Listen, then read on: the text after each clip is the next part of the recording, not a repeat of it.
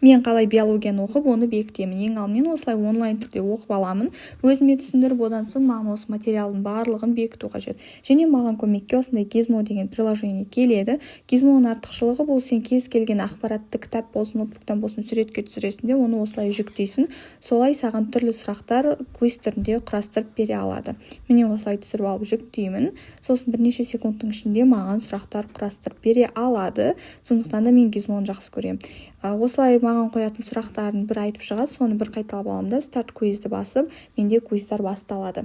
Және де сонымен қатар Gizmoда біз сұрақтарды ойын түрінде ойнай аламыз, яғни әр дұрыс жауапқа хп береді, ал қате дұрыс жауап берсең, сенің 15 жүрегің азайып 0 болады. Солай сен ойын түрінде биология сұрақтарын қайталап, оны бекіте аласың. Маған осындай тәсіл ұнайды, сондықтан да мен осылай оқудамын. Пайдалы болса лайк басып, тіркелуді ұмытпаңыздар.